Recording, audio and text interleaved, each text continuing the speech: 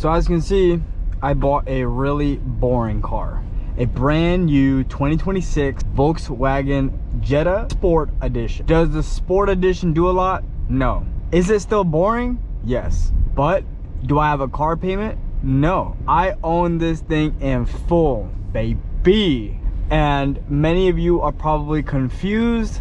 Like, how did this guy go from a Corvette to a Land Cruiser to now a 2026 Jetta? I've actually had a lot of cars on the channel. So actually, technically speaking, I went from a Camaro to a Camry to a Nissan Altima to a Mazda CX-50 to a Corvette to a Land Cruiser and now a 2026 Jetta. Now again, many of you are probably really confused and like, well, why did you buy a really boring car? Well, one, I'm not paying $1,080 a month anymore.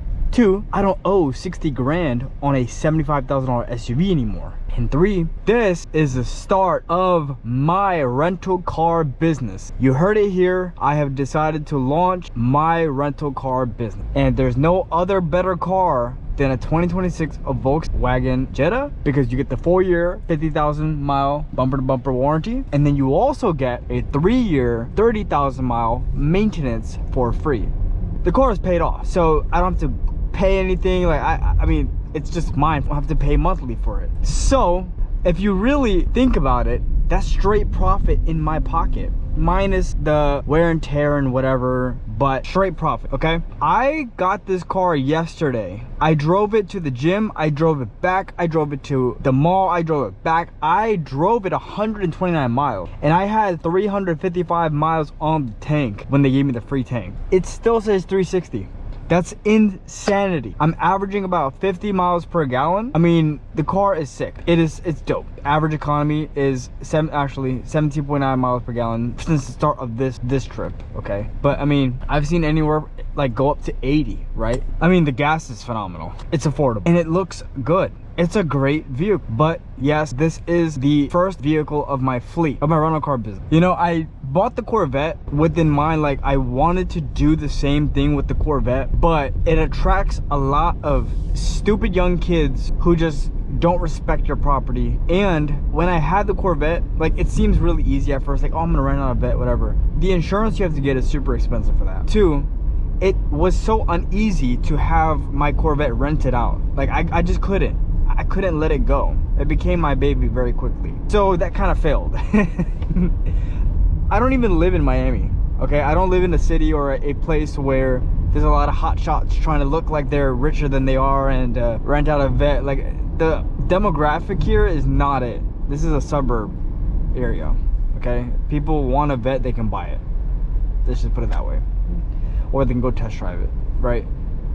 Not many people here are here to flex or whatever. So it flopped. Getting a vet for me flopped. I think a rental car business really depends on your demographic. So I went absolute commuter vehicle, compact sedan, and honestly, this car drives so smooth. The doors are heavy, reinforced, and the cabin noise is so quiet. Everything you'd want in a daily driver. Once I launch this business and I get a bunch of people and it's like successful and it's generating me cash flow, I'm gonna get another one. Like, there is no other vehicle that I think is better for a rental car business than this, the 2026 Jetta. I mean, I gotta hook it up with some trackers. I gotta hook it up with, like, you know, depth control, because people are people still, right? I think it's needless to say I need to hook it up. But I mean, guys, the Land Cruiser was a money pit. I had fun with it, but I don't live in an off-road area, okay? The thing held value so well, I still got $68,000 for it, and the MSRP was $74,000. A phenomenal vehicle. It just did not make sense. First of all, it was boring, okay? Like, it was fun to go to the mountains, but then I have to drive 6 hours to get to mountains. Like, I'm not gonna do that. And then for me to actually enjoy the Land Cruiser, I gotta put hella miles on it in road trips.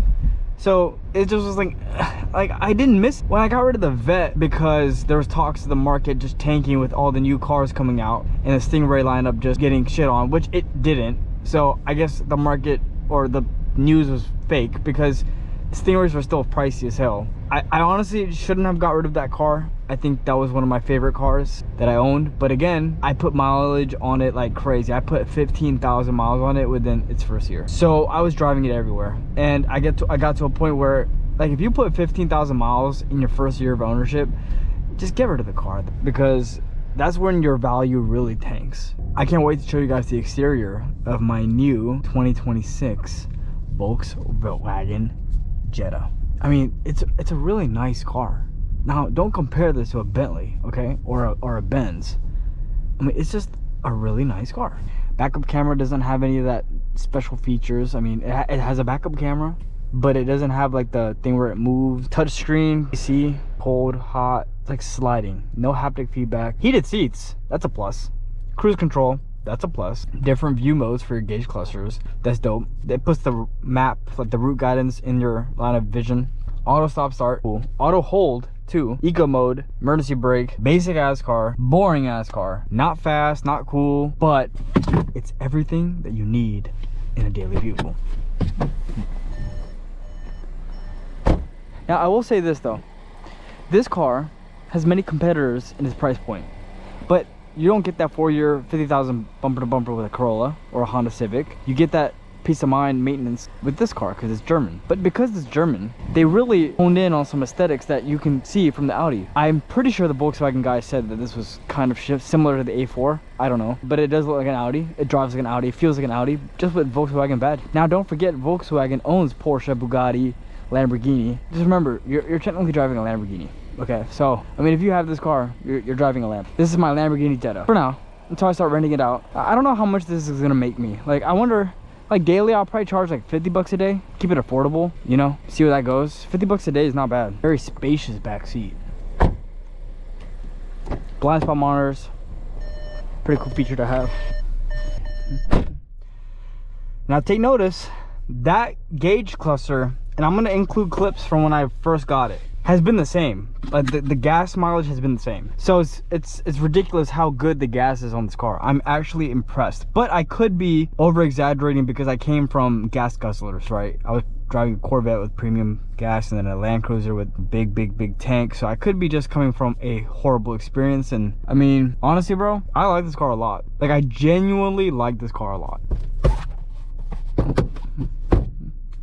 Very, very well built. Like, listen to this door. That's so heavy. Heavy door. That's why it's so insulated. You can't hear the road noise. Now, I'm not going to talk.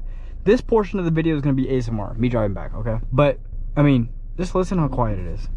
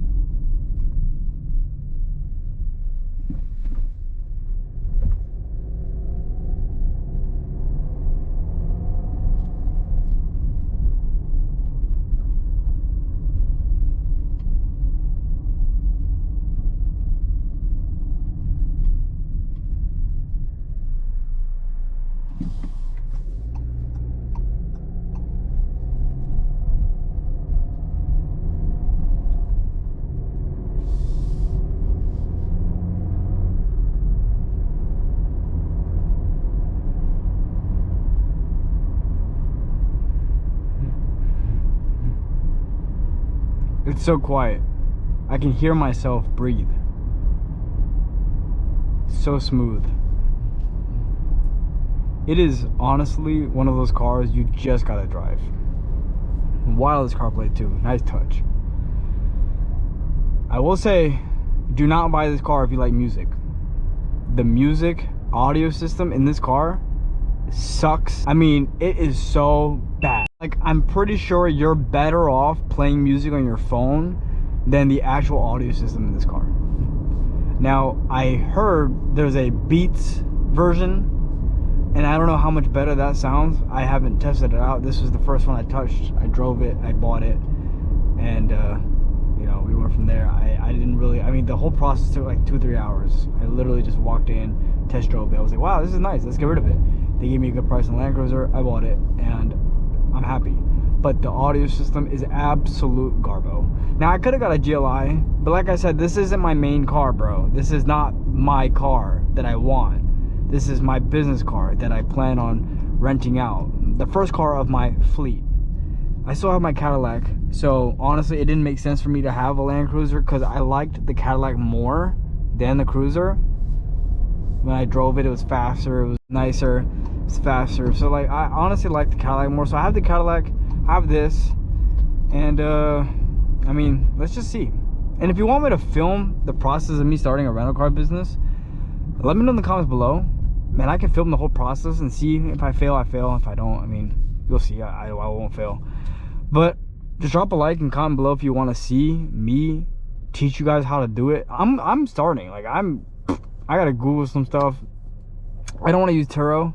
I want to use my own. Like, I want all the money to me, straight profit. So yeah, we'll stay tuned for that. I'll still be doing videos of other cars and stuff. I got a lot of content with the Land Cruiser I haven't uploaded. So again, turn on your post notifications and be in touch for that. But if you enjoyed this video, be sure to drop a like, subscribe if you're new, and comment below your thoughts on my new boring car. And I'll see you guys in the next video.